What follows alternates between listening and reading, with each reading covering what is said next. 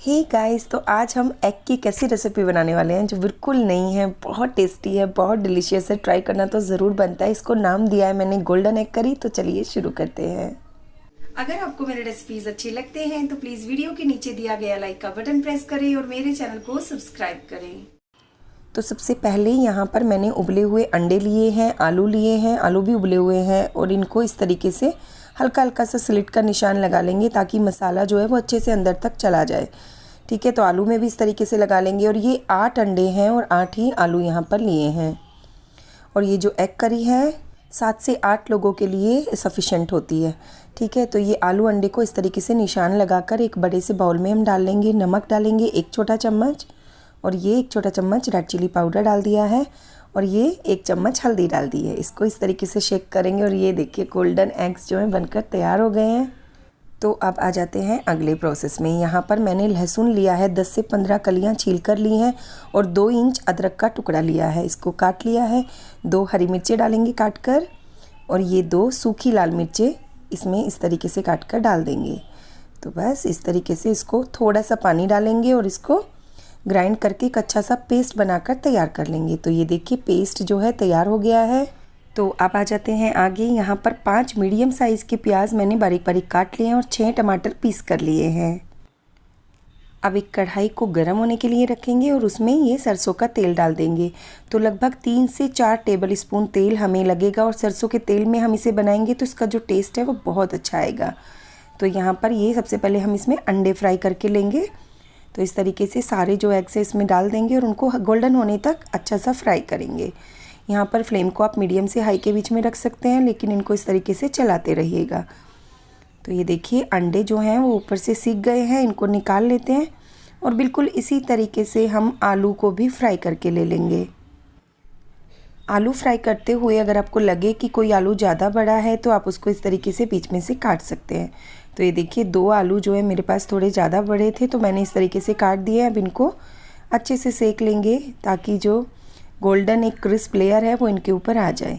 तो आलू जो हैं सीख गए हैं, एकदम गोल्डन हो गए हैं, इनको भी हम अभी निकाल लेते हैं। तो आलू और अंडे दोनों मैंने एक ही इसी कढ़ाई में रखकर छोड़ दिए हैं, और जो थोड़ा सा ऑयल बच गया है ना ये भी हम बाद में यूज़ करने वाले हैं।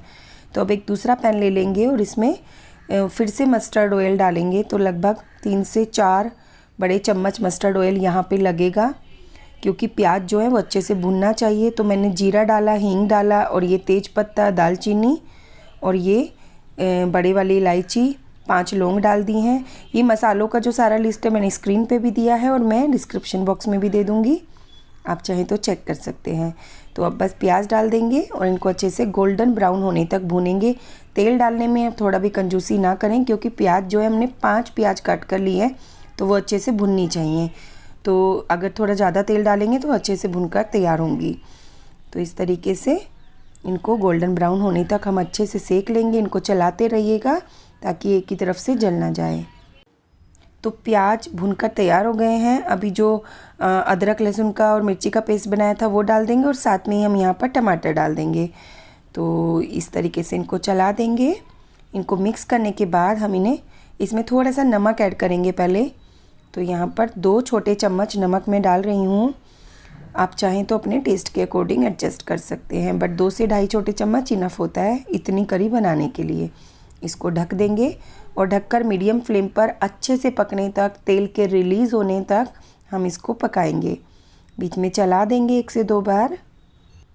ये करी दोस्तों नॉर्मल एग करी से बहुत डिफरेंट लगती है, क्योंकि हम इसमें पानी का इस्तेमाल बिल्कुल भी नहीं करते हैं। और दूसरी बात, ये सरसों के तेल में बनी है तो इसका जो फ्लेवर है वो एकदम अलग आता है। आप इसको ज़रूर ट्राई कीजिएगा। तो ये देखिए तेल मसाले से अलग होने लगा है। अब इसमें हम बाकी के सूखे मसाले ऐड कर देते हैं।